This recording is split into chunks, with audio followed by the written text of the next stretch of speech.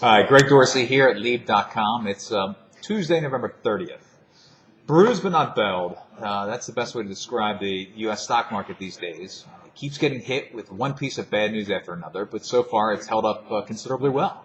The EU rode to Ireland's rescue the other day, as expected, putting together an 85 billion euro bailout package. The move, however, has done little to dispel the belief that other countries, such as Portugal and Spain, will eventually need assistance before long.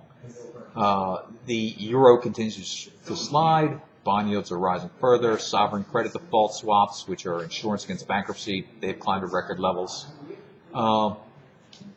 And the Irish bailout really does nothing to address the fundamental issues confronting the EU's monetary union.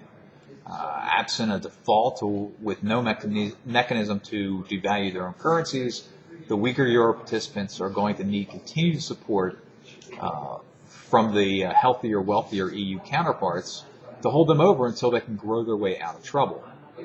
And as I said, the fear is Portugal and Spain are next in line for handouts.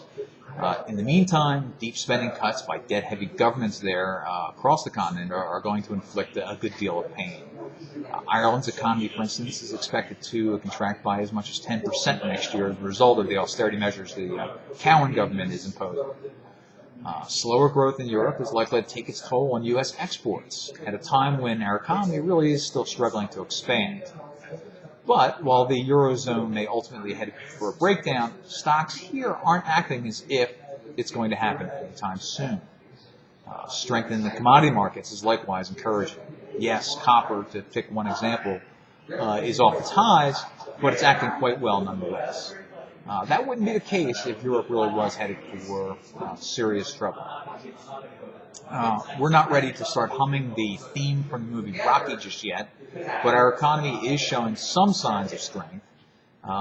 Should that continue, stocks are not only likely to hold in here, but they should actually make some forward progress. It's going to be interesting watching the next couple of months, and we certainly have seasonal strength to help us along too. So we'll be watching, and want you to tune in, and we'll keep you updated. Thanks for stopping by.